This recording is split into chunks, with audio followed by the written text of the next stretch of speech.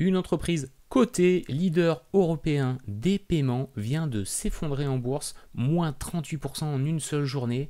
Et on ne parle pas d'une petite start-up obscure, non, on parle de Worldline. Salut et bienvenue, je m'appelle Benjamin Voris. Sur cette chaîne, on parle d'investissement, on parle de finances personnelles. Si vous aimez le contenu que je propose, pensez à vous abonner parce que c'est vraiment un très bon moyen de soutenir mon travail et de m'encourager tous les jours à produire du nouveau contenu. Allez, on est parti avec cette news. Je vous avoue, je ne connaissais pas Worldline jusqu'à ce que je tourne cette vidéo et que je commence un petit peu à me renseigner dessus. Et en fait, je découvre que l'on a en France un spécialiste des paiements. Et c'est même un mastodonte européen du paiement. Worldline, donc c'est une entreprise où ils sont derrière tout ce qui est terminaux de cartes bancaires, les paiements d'e-commerce ou encore les solutions de traitement pour les banques. Ils bossent avec des millions de commerçants, ils gèrent des centaines de milliards d'euros chaque année, bref, c'est pas les derniers venus. Si on se penche un petit peu plus sur cette société-là, c'est une fintech française, donc les fintech, c'est ce qu'on appelle la technologie financière qui désigne l'ensemble des nouvelles technologies dont l'objectif est d'améliorer l'accessibilité ou le fonctionnement des activités financières. Et on voit que le groupe est le 4e acteur mondial des paiements.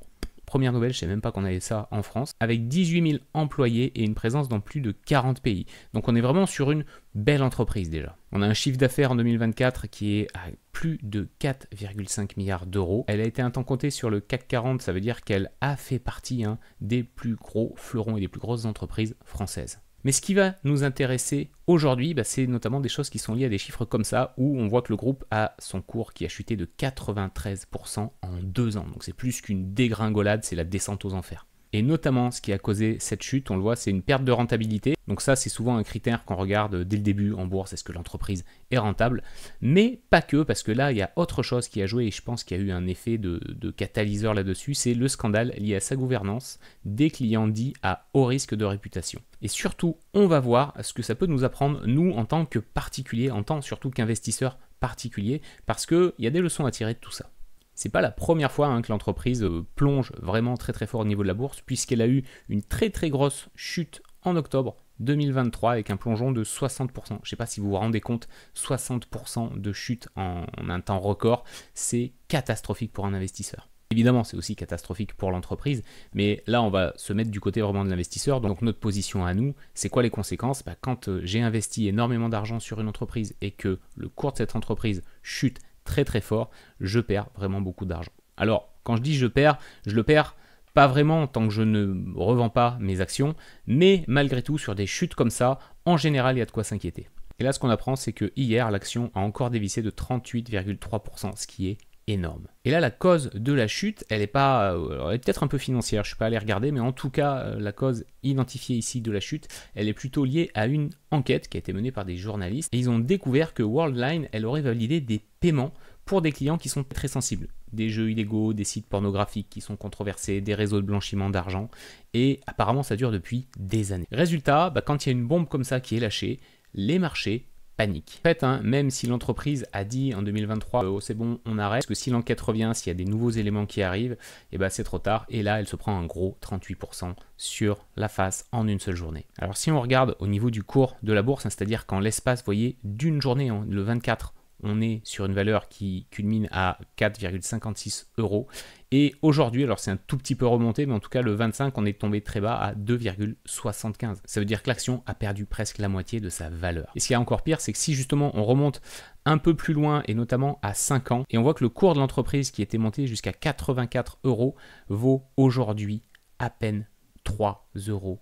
Ça nous dit un truc fondamental, c'est que même une boîte énorme, bien installée avec des clients partout, elle peut s'écrouler. Et surtout, pas seulement des raisons techniques, financières, de produits, parce que si vous avez acheté du Worldline il y a très longtemps en vous disant ça c'est un pari sûr, c'est du paiement digitaux, il y en a toujours besoin, il y en aura encore plus besoin à l'avenir, c'était sans doute même une bonne réflexion. Et là, ce qu'on voit pas, c'est ce qu'il y a sous le capot, c'est la typologie des clients, le milieu un petit peu douteux avec lequel l'entreprise flirte, qui au final va complètement plomber le cours de l'action. C'est pour ça qu'en termes de stratégie, mettre toutes ses billes, ou en tout cas une bonne partie de son argent sur des valeurs très précises, quand on sait un petit peu faire, quand on sait analyser, mais ce qui demande, je pense, beaucoup de temps, beaucoup de connaissances, oui, on peut très certainement faire des bons coups. On l'entend toujours, les gens qui ont acheté du Google, du Apple, du Facebook il y a très longtemps, et ben aujourd'hui ils ont fait probablement des gains faramineux, mais ça reste malgré tout, je pense, des exceptions. D'autant plus quand on débute, qu'on n'a pas envie de se mettre à gratter tout ça, à essayer de comprendre tout ce fonctionnement-là des entreprises,